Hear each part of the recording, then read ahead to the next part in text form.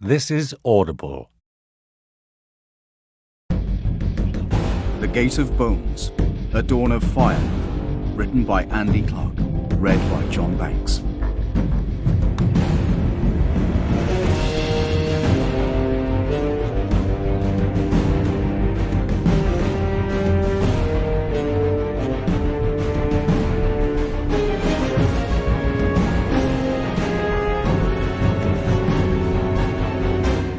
Chapter 1. News from the Dark. Ganymede. Vigilus. Fists beat against the gates. I hear them, feel them. A tumult of impacts, an avalanche of flesh and bone, insistent, unceasing. Screams mingle with the thunder of flesh on metal. Cries, pleas for help. Lamentation, barking voices demanding orders, fervent whispers of hope as faith gutters and dies. Other things. Not human. I stand in the shadow of the gates, and upon either side of me waves rise. They are stone and boiling surf. They are madness made real. They rear high and close, only to melt away like mists. The stench of death surrounds me. I gag upon the reek of corpses. I retch smoke. The sky is dark, and all the stars run together like wax and swirl, swirl, swirl into a vortex. I feel its pull, and fear impales me. I cry out, though I have no mouth to scream, no eyes to see, no body to turn towards the glimmer of light I feel at my back. Hope.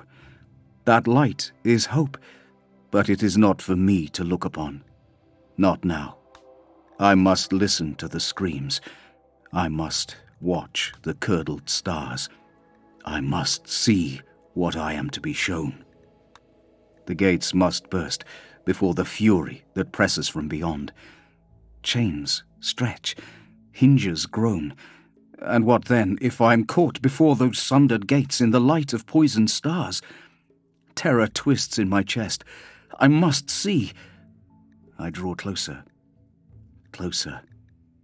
Sound bludgeons me. A roar of amalgamated pain. A chimera of terrors that makes me whine. Charnel stink and folds. My skin burns. Dismay reaches strangler's hands about my throat. I draw closer still. I must see. I see. Each gate bears a brass plaque.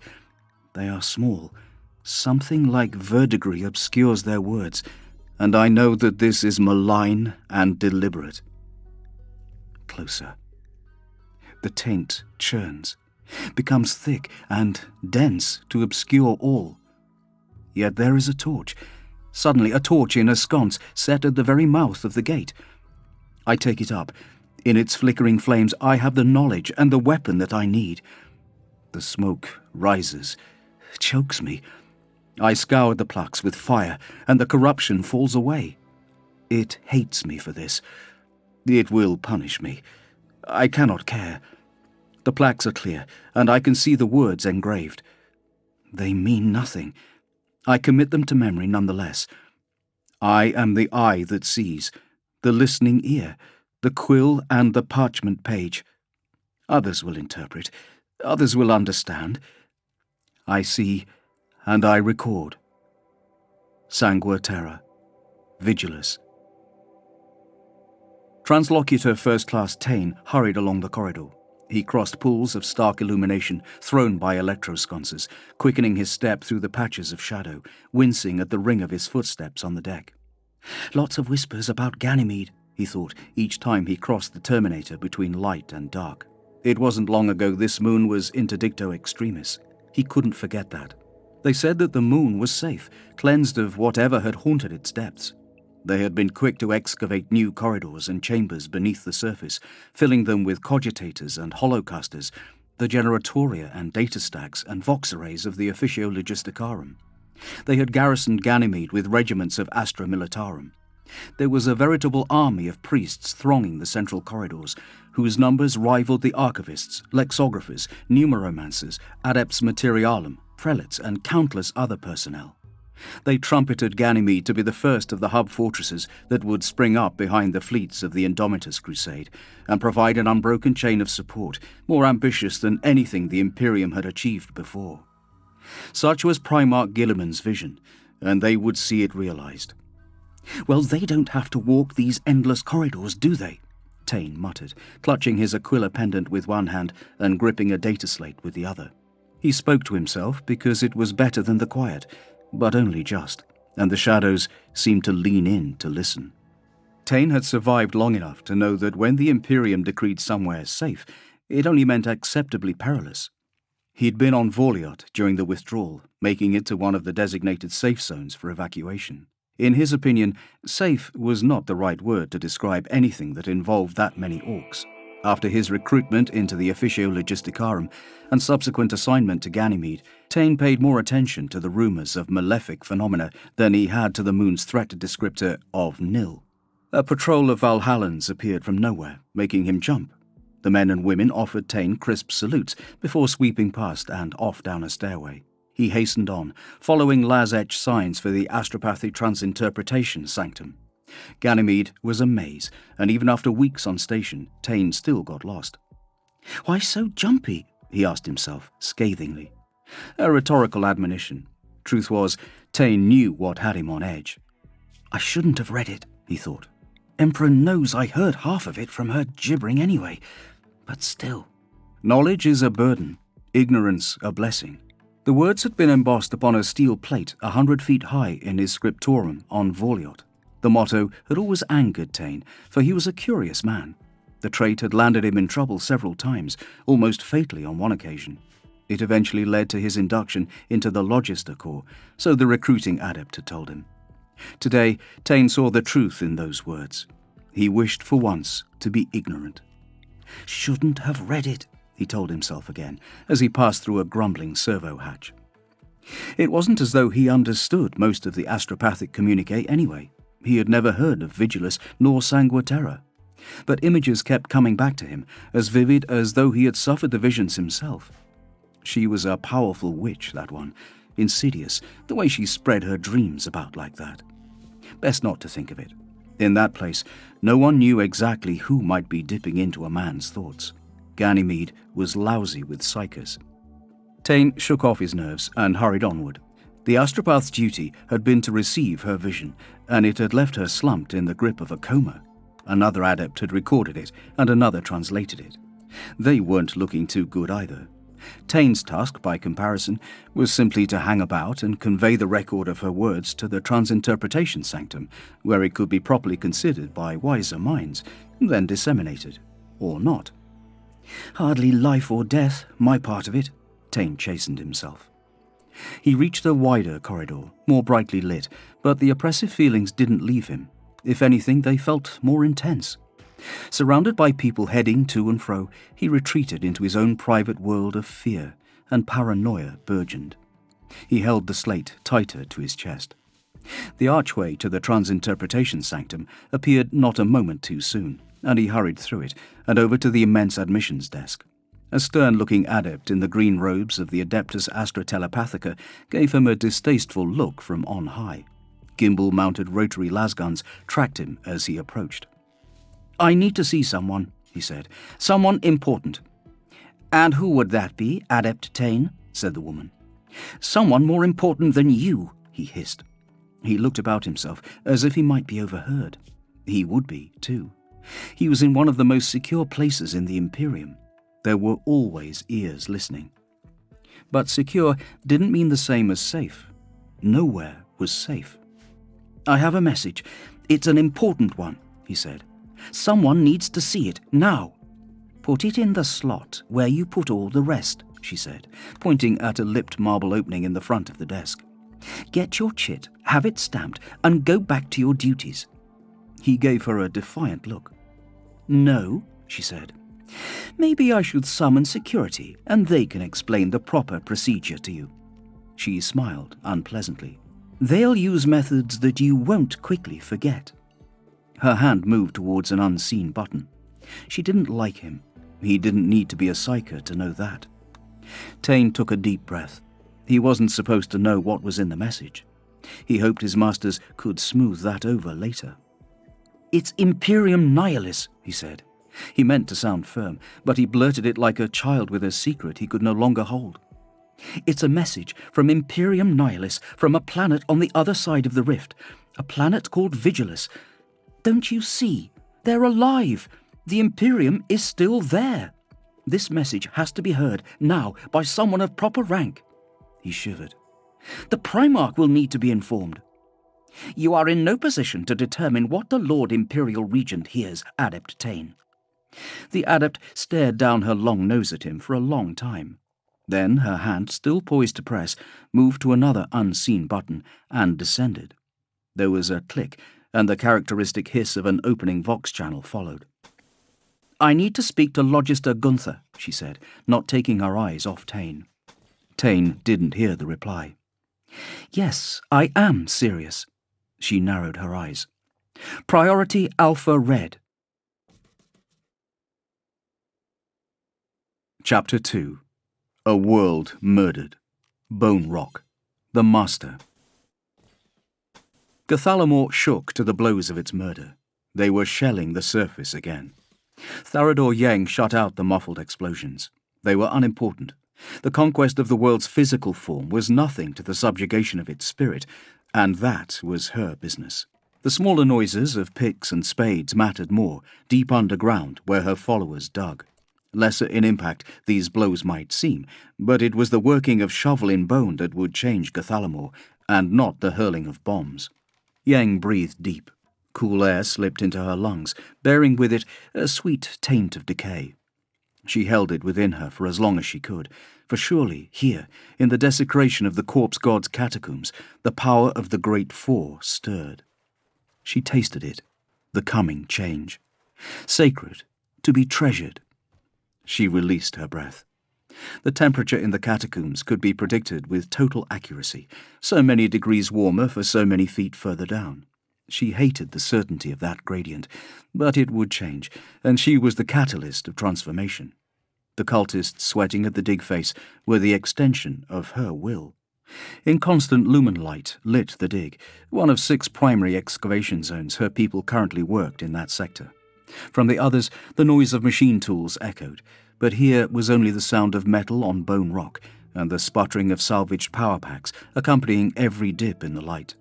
Her followers hacked at a tombfall of compressed bone, hard as rockcrete. A pair of bored overseers in leather breathing masks watched them, whips coiled. They had followed the corpse paths deep into Gathalamor. The world was riddled with this labyrinth, deep into the crust and out under the seas, where the honoured dead of the Imperium were buried, head to toe, in stone-carved galleries. Near the surface lay newer crypts, their shrines candlelit, their marble floors swept and structures maintained by legions of sanctified servitors, until the invasion came. Below were the older places, the graves of forgotten worthies. Down there, the ways looked the same wherever you went, but Yang had grown to adulthood on those paths, scavenging a life from the remains of her betters, and she knew each road by its subtle differences. She knew the hidden chapels, the unexpected gaps that opened into gargantuan crypts, where the bones of thousands of faithful were artfully arranged in grim mosaics, places where pillars of skulls gazed upon the tombs of nobles, where finger bones and teeth made up starkly beautiful battle scenes. Generals, heroes, saints, cardinals, great lords and ladies, the nameless dead of thousands of years of imperial history, piled one atop the other, until their sarcophagi cracked and their remains were crushed flat into ugly strata of bone rock. Collapsed sections had been dug through again and fresh catacombs made, so that the dead were nesting within the dead. The surface was always changing to this cycle, as buildings succumbed to subsidence and were drawn down into graves of their own. Gathalamor's geology was given a frantic life by man's obsession with death. Every corpse, even in the most modest niche, would have been a person of consequence. One would have to be to find rest on so holy a world. But they were all forgotten eventually, whatever their faith or heroism. Where their names were commemorated by bronze plaques, they were tarnished green to illegibility. Stone rot ate engraved words. Iron signs were reduced to smears the colour of old blood. The air was perpetually moist, wetted by decay, rubbing out each method of commemoration soon after its installation. Tharador Yang found that deliciously ironic. The clatter of picks was far louder than the bombs. The planet stood firm. Down there, surface violence was softened to a tremulous beat. Stone shivered. Masonry creaked, but for all the sense of decay, the bone rock defied the inevitability of change. This was the Imperium, she thought, a dark world of corpses, rotting and crushed by its own immensity, resistant only by dint of mass. Until now. This would all fail. The catacombs would open to the sky, and endlessly mutable life would take the place of all this death. All she needed was a little faith. "The dark gods are with us," she declared, her powerful voice echoing through the crypt. "Gathalamor yields. Witness it. Feel it. Let the Four guide your blows." The strokes of her followers faltered as they clumsily offered her the sign of the octet. There were dozens, men and women, all dirty and tired, all stripped down to their undergarments and glistening from their work. No ventilation meant carbon dioxide built quickly, so their eyes stared from behind the fogged lenses of industrial rebreathers. They looked upon Yang with wonder, for by the grace of the dark gods she trod the catacombs with no need for supplemental air, and her skin was dry and clean. They were bent and ruined. She was perfect. Hundreds of them had died already. They loved her for her perfection. Yang was tall and long-limbed, her skin pallid from life underground, her eyes a piercing blue whose gaze few could bear. Her coloring was exaggerated by the night-black robe she wore. She was, by objective standards, attractive. Years before, there had been a boast among her bone gang that she had stolen her face from a noble, peeling it from her skull while she slept. It wasn't true. She had always been that way. In that kind of world, her looks had cost her. Beauty brought the wrong kind of attention, the wrong kind of worship. She had responded with a calculated act of change. Finely cut scarification transformed her elegant face into something fearsome. Silver rings pierced her brows, the bridge of her nose, and the corners of her eyes. Fine chains secured by further piercings cascaded from her scalp across her shoulders in a softly chinking fall. Even Yang's eyelashes were metal, replaced with fine implants that rasped each time she blinked. She looked through needled edges at her laboring followers. Much of the work had to be done by hand, so fragile was the honeycombed stone. Machines brought down the ceiling. Melter cutters posed a risk from their effusions of scalding vapor, which in the confines of the tunnels exploded violently. Hand tools were the only sure way, and yet still they provoked cave-ins. A dig team had fallen to their deaths when they broke through a mosaic floor that hid a cathedrum below. Another had been lost to relic servitors. The vermin, too, proved a hazard, growing to several feet in length at these depths. Though eyeless, they could track a human's heartbeat by sound and strike unerringly. Yang didn't care. These were her people. She had grown with them, resentful in the bitter earth at the beauty of the surface, told by the priest that they should glory in their sacred home. Gathalamor. The faithful travelled decades just to set foot there. Billions wore the corpse roads as smooth as glass with their passage into the depths, to conclude lifelong pilgrimages and leave offerings to favoured saints.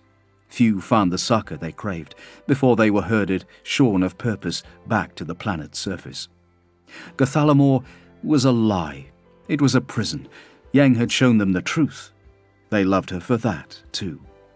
"They look upon you with reverence," came a bass rumble from behind that Yang felt as much as heard. Her pulse quickened, for she had not heard her master approach. It was a mark of his power. She shivered with anticipation, and the chains on her head jangled. "To lead a cult is to be its guiding star," the voice said, now right behind her. "It is to be more than those who worship at your feet. It is to be the lens through which the magnificence of the dark gods shines." Yang's cultists froze, staring fearfully at the presence she still could not see, but which felt like a fist against her spine. "I have taken power where once I had none," she said proudly. "I walk unmasked where they cannot, endure what they cannot. I do so in finery when they knew me in rags. All that I am, I have taken for myself through blood and sacrifice. I was born into stagnation and became change." "There is power in such sentiment," said the voice. "The Four see you, Tharador Yang." "Thank you, my Lord Kar-Gathar," she breathed. Only then did she feel the heat rolling from his ironclad form, and hear the purr of powerful machinery and the crunch of stone beneath his heavy tread. What had been a voice became a physical presence. Kargathar wore the shape of a man, but he was so much more. He burned with a sacred aura that made her knees weak. She yearned to look at him, but would do so only when given permission. "And they see your delay," Kargathar said. Yang felt no fear, only anger at her followers. Sympathy, pity, empathy, fear, these were weaknesses. Each member of the cult of the Blade Unsheathed prevailed on their own merits or was cast aside. If Kargathar deemed her work unsatisfactory, it was because they had failed her. She wondered whether her followers possessed the presence of mind to cease staring and return to their labours. They did. The clatter of their tools striking stone rang out once more. "Look at me," Kargathar said. Slowly, tremblingly, Yang turned. He dwarfed her. Horns curled from his helm to meet in a twist of bone. The fire-wreathed skull of the word-bearers screamed from his shoulder. Script ran across his armor plates that resisted reading. A black maul 4 feet long hung from a thong at his belt. His cloak was a shadow that flowed in winds she could not feel. He was an Astartes legionary, a veteran of Horus's holy war, a dark apostle, a priest of the word-bearers. He was the glory of the dark gods made manifest. "You must work faster. The weapon will soon be ready. Lord Tenebra's lacks only the final piece." "Yes, my lord." Through glowing green lenses, he looked back down the corridor leading from the chamber towards the other sites the cult worked. "Why do you spread your efforts so?" "My lord, the omens are favourable, but the maps are ancient and misleading. The way to the tomb is here. Exactly where I cannot be certain, but I am sure it is here." The master made a harsh grunt. "Dive into the deeper waters of faith. The Pantheon will grant you success. Open your heart to them, and they shall provide," he said. Yang heard his fervour. It matched her own, exceeded it. The masters lived for a span that mocked mortal lifetimes. Kargathar had had eons to hone his faith. "The gods have been good to me," she said. "Yes," he said. There was a hint of a smile in his voice. "I see that. You are favoured, Yang." He paused. "I will guide you," he said abruptly. "I feel it calling. We are close." "Under your guidance, we will redouble our efforts." "I will be present at the moment of revelation. Pray it is soon. Concentrate your efforts here and at sites 3 and 4. Abaddon, the others. I sense nothing there." "Yes, my lord." He turned and left her, his long stride crunching down the corridor. "You heard the master," she said when he had gone. She nodded to the overseers. "Jasseth, Votan, speed their efforts." Her overseers activated the charge packs on their whips and whirled them overhead, sending hard electric light skittering over the bones and carvings. "Faster!" she commanded, as the first blow cracked against flesh. Chapter 3. Greater Forces. Brother Sergeant Lucerne. Dreams of a Better Tomorrow. Historitor Fabian Gelfrain lay with his head upon the table. A few inches from his face was a glass of water. The water was a sign of his privilege. Water on board void ships, he'd come to learn, was even more strictly controlled than it had been on Terra. But he wasn't drinking it. He only stared at it. Nearby, his work lay neglected under a listless hand, parchment whose lines finished in a smudge of ink. A corresponding mark stained his fingers. The Dawn of Fire rumbled its secret machine songs. The sound was comforting, soft, like breathing. He supposed it reminded him of his time in utero on some unfathomable level. And by the Emperor, he needed comforting. Nightmares dogged him, though 5 nights had passed since Fleet Primus had broken its voyage to stop at this nowhere place. Even with Lord Guilliman's demands and Sergeant Hetidor's punishing physical regimen to occupy him, his mind returned often to dark thoughts. He re-experienced the fear that gripped him when the ship's arcane technology split the veil. There was a sense of insignificance, too. But that was nowhere near as bad as the feeling of terrible things looking at him and hungering. Fabian had grown up in a windowless world. Claustrophobia had been an alien concept to him until he had sailed through the warp. He had found his faith in the Emperor had increased of late. He was praying more. He had no strength to work, so he lay with his head on the metal, weary to the point of numbness, and watched the water in the glass. Every so often, a shudder would run through the ship and send ripples across the surface. Otherwise, the water sat still in the glass, and he saw it as a metaphor for the way his soul sat in his body, as if both luxuriated in the lack of outside disturbance. Someone coughed at the open doorway. Fabian closed his eyes. Not a soft clearing of the throat, but a loud, wet bark. The efforts of someone who wished for a subtle effect, yet who was poorly equipped with the graces to manage it. "Resilisu," said Fabian flatly. His head remained where it was. "Master, they are looking for you." Rasilisu's cracked voice was permanently on the edge of disdain, though he had a knack for keeping it just servile enough. "Who is they, Rasilisu?" asked Fabian with a sigh. "You know, master," said his servant. "Them." "When you say them, you mean anybody who is more important than you are. On this ship, that covers around 30,000 people, I'd say," said Fabian wearily. "At a rough guess." "Then I'm lucky to serve someone like you, master, who is more important than most." Fabian groaned. "Oh, will you let me be? A moment's peace, please." "What are you doing down here, Fabian?" said Rasilisu gently. "There's plenty of space in the librarium. I can serve you better there. Nobody can find you down here." Rasilisu entered the tiny cell and approached his master. "That's exactly the point," said Fabian. "Is it the nightmares?" "It is the nightmares," Fabian confirmed. Rasilisu laid a hand on Fabian's back. "You've done well, master," he said. "You are in a position none could have guessed. Your father would have been proud of you." He paused and gave Fabian's shoulder a squeeze. "I am proud of you." "Give me a minute. I'm waiting for something. And take your hand off me," Fabian ordered. Though he did not wish the contact to end, there were standards to maintain.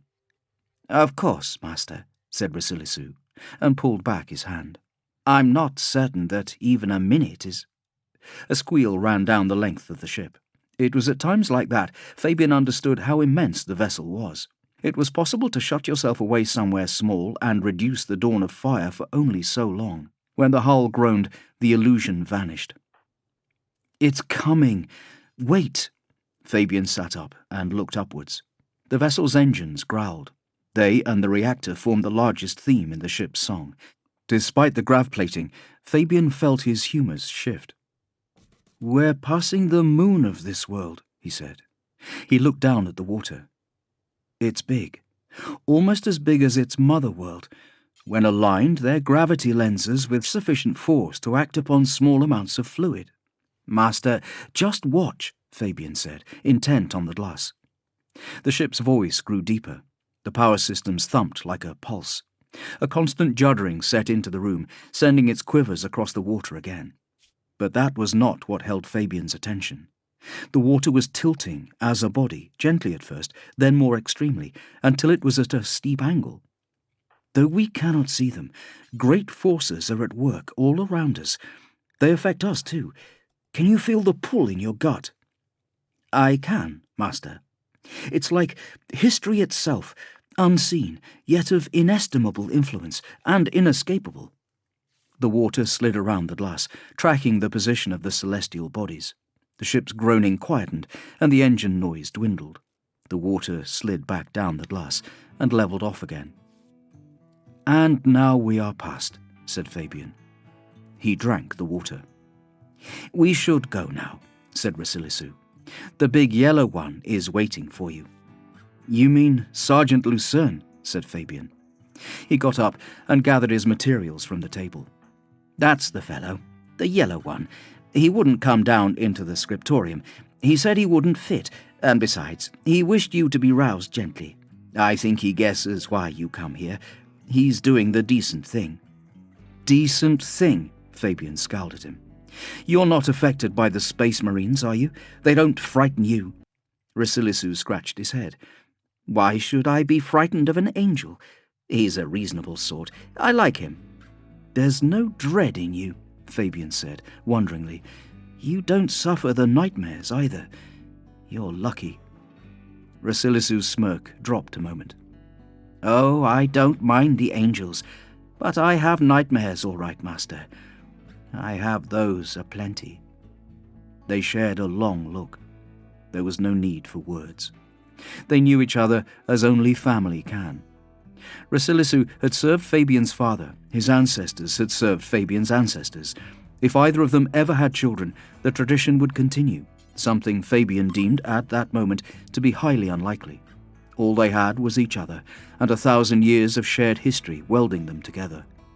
Fabian tucked his belongings under his arm and gave his servant a watery smile. "Then you understand." "I never said that, Master," said Rasilisu. "I don't understand the nightmares at all, and I don't want to. It's enough to know that they scare the living shit out of me." Brother Rasse Lucerne awaited Fabian where the scriptorium corridor opened into a hexagonal way chapel. There was a score of scribes at work in their own open cells, all vassals of the ship's quartermasters, but they ignored the angel only yards away. The sight of Space Marines on Rabute Guilliman's flagship was commonplace enough. Rasilisu went straight into the chapel, but Fabian stopped dead beneath the arch some way from the sergeant. During the month of the voyage, they had spent much time together, but Fabian had not yet banished the sense of terror the angels provoked, and for all his familiarity, that included Lucerne. "When am I going to get over the sight of them?" he thought. Lucerne was frighteningly tall, nearly 8 feet, and his limbs were grossly proportioned to match his height. Power armor doubled his mass. Garbed for war, his shoulders were almost as wide as Fabian's outstretched arms. His size threw off the dimensions of the chamber. Fabian felt he could reach out and touch Lucerne, though he was 10 feet away, as if his brain was failing to process the unbelievable scale of the warrior. Lucerne's armor hummed constantly, a sound that spoke of imminent action. His backpack gave off a steady heat and a smell like ozone that mingled with the chapel's sacred oils and the strange, not quite human scent of the warrior himself. His red sergeant's helm was clamped to his thigh. He carried no gun, but a blade hung in its sheath to his left, big enough to be a sword for Fabian. There were tens of thousands of Primaris Space Marines in the fleet, and thousands of others of the older sort, although to Fabian they were virtually indistinguishable. Lucerne wore the shocking yellow of the unnumbered sons of Rogol Dawn's line. The pale grey chevron crossing his insignia showed that he had yet to be assigned a chapter. His livery was so dazzling it made Fabian wince. Tradition maintained that yellow was the colour of cowardice, and yet no man who went into battle in a hue that bright could possibly be called so. Yellow was a colour that announced its wearer's presence and bade the enemy come test themselves against him. Lucerne had his head bowed towards the statue in the chapel's votive niche. The emperor wore his guise as the scholar, in which form he watched over those who worked as scribes, a number of billions galaxy-wide. So represented, he sat enthroned with a quill in his hand, his sheathed sword across his knees, the ledger of account open before him, the greater weapon. The shelf in front of the effigy was full of burnt-out candles and prayer scripts sunk into accretions of wax. These were the usual official sacrifices. However, Fabian noted that more personal offerings were present also. Small figurines of plastic and metal, rank pins, drawings, ribbons, and sundry scraps of cloth. Even small glass pots with fingernail parings or hair inside, presented to the emperor as pleas for protection. The enigmatic face of the statue was well above Fabian's eye level. The alabaster had been scrupulously polished, and partly because of the gleam of the stone, his features seemed to shift in the candlelight. His blank eyes were disturbing, and his smile cruel. Fabian looked away. Brother Lucerne's lips moved in final, silent prayer. He made the sign of the aquila over his heart, lifted up the Templar's cross he wore on a chain around his neck, and kissed it. Only then did he open his eyes. His armor hissed as he shifted position. To look upon Fabian, he had to turn a full quarter, or his view would have been blocked by his pauldrons. Even so, his gorget obscured most of his face. though not quite enough to hide the smile in his eyes. "Fabian," he said, "so you found him, friend Rasilisu?" "I did, my lord. He was skulking down here with the scribes again." The lines around Lucerne's eyes deepened. Rasilisu hadn't said anything funny in Fabian's view, but Lucerne was rather buoyant for a space marine. "Skulking. A fine choice of word." "What is required of me?" said Fabian. "That you be present and available, my friend," Lucerne chided. "The Emperor's work is never done." "I assure you, I was engaged in his service," Fabian said, and shot Rasilisu a warning look. But Rasilisu was emboldened by the space marine. "He was napping," he said mischievously, "or feeling sorry for himself. I am not quite sure which." Lucerne put his hand on Fabian's back. His fingers spread across the width of Fabian's shoulders. "We can't have that. We fight the Emperor's wars. Rejoice, for we do holy work." He winked at Fabian. Lucerne baffled him. He was enormously devout, unlike most other space marines the Historiator had met, and yet he lacked the humorlessness of mortal religious humans. The opposite, in fact. Brother Sergeant Lucerne had a surfeit of bonhomie. To a man of Fabian's morose character, it was particularly irritating, and made the sergeant all the more terrifying. Violence lurked behind his smiles. Good humour only prettified this engineered murder machine. It could not obscure his purpose. "Why don't you go and neaten up our quarters?" Fabian said to Rasilisu. "You could use the pulse shower," he said pointedly. Fabian had changed. He was bigger and stronger than he had ever been. He looked healthy for the first time in his life. He had muscles, and his flab had gone. He was also cleaner and better groomed, all because of his new exalted status as Historiator to the Primarch. Rasilisu had not changed. His personal hygiene remained dubious. "I don't trust them," he said. "Waste of water." "How right," said Lucerne. "Conservation of resources is an act of service to him on Terra." "But he smells," said Fabian. Rasilisu scowled. Lucerne chuckled. "What's so funny?" said Fabian. He showed no respect. Despite his fear and this being's otherworldly origins, irritation lit a strange sort of courage in him. "Oh, my friend, when you are as blessed with the Emperor's gifts as I have been, you find everyone stinks." Rasilisu bowed to Lucerne. "I take my master's hint. I shall go and clean as bidden. At least I do not hide from my duty," he said, provoking another laugh from Lucerne. "I don't understand this warmth you have for him," Fabian said, as Rasilisu left. "He's only a servant, and not a particularly good one." "Are we not all servants of the Emperor?" said Lucerne. He steered Fabian towards the exit of the chapel. The door opened, and they went into a corridor where menials of the Logisticarum went about, frenzied as ants. "What were you doing down here?" "I needed a little time for meditation, that's all," said Fabian. He hugged his materials to his chest. Lucerne glanced at his fidgeting. "You're looking well, at any rate." "Better than when you first saw me on the shuttle to the Zarquasitor," said Fabian. "Indeed. I believe you were vomiting at the time." "Belief has nothing to do with it," said Fabian irritably. "I simply was." Lucerne laughed and continued to push forward at a pace Fabian found slightly too fast. They reached a shaft where lifters shot upwards and downwards at worrying speeds, and catwalks crisscrossed the open space. A procession of priests walked along one, singing sorrowfully and dipping their icons in blessing at passers-by. Lucerne stopped by a lifter and summoned it, and then examined Fabian more closely. "That was then. Now you are looking more like a warrior. That is good." "Then I suppose Sergeant Hetidor isn't wasting his time." "Men of Katakan never waste their time," said Lucerne. "He keeps telling me he is, quite loudly in fact. He doesn't use those words either. He's a little more profane, shall we say." "A unique motivational style, that is all." "I wasn't made to be a warrior." "Who is?" said Lucerne. His pauldrons exaggerated his shrug. "I was going to be a priest before Archimagos Call's agents took me from my seminary. We are all soldiers in the Emperor's eternal wars. Praise him." "Praise him," said Fabian quietly. The lifter slammed down and the doors clanked open. "In any case, you are making progress with your blade and pistol work," said Lucerne, as if he'd had the information passed on in a taverna and not delivered to him in exactingly detailed reports. He shepherded Fabian into the lifter. "It wouldn't be my first choice of career." "Minding you and the other restorators would not be mine," said Lucerne. "Service to him on Terra?" "Exactly," said Lucerne, deliberately ignoring Fabian's sly tone. "Spinal processional," he told the machine spirit. A lens flashed above a bronze vox grill, scanning the occupants. "Compliance, Brother Sergeant Lucerne," a dead voice responded. The lifter lurched up.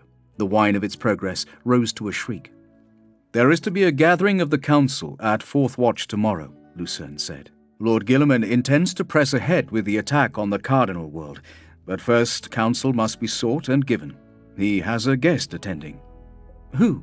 Fabian asked. The lifter decelerated rapidly, and Fabian felt himself pressed into the deck. Lucerne was completely unaffected. "You will see," said Lucerne. The lifter stopped, and the doors banged open onto a long mezzanine. The grand upper processional lay below. All the stacked galleries of the way teemed with people. A monorail raced down the center, loaded with soldiers and bureaucrats. "You must prepare first. You and Historita Viablo have been selected to record the proceedings. A pivotal moment in the campaign." "Marvelous," said Fabian. Lucerne looked back again. "Come, Fabian, be of better cheer. The darkest hour is before the dawn. Imperium Nihilus yet stands." The messages had started to filter out into the fleet a few days before. "Good news. So why do I feel so indifferent?" Fabian thought. "And you have been given a great honor," said Lucerne. "It is an honor," Fabian admitted. "I'm sorry. I will do better." They pushed out into the crowds. The midway bell began to toll. A massive thing of bronze, the size of a battle tank, housed in a cupola halfway down the ship. It rang out the hours deafeningly. "But I still don't get why you give so much attention to my servant," Fabian shouted over the din. "Unlike you, Resilisu and I have in common dreams of a better tomorrow, Historito," Lucerne replied, his bass voice easily cutting through the bell's noise. "I find that affirming." "Resilisu is an optimist," said Fabian in surprise. "Yes," Lucerne glanced back. "Have you ever actually asked him what his opinion is?" Fabian had to admit that he had not. Chapter 4. The Way In. Youth's Flight. Gathalamor's Glory. General Luthor Dvorgin of the Mordian 84th squinted into his magnoculars.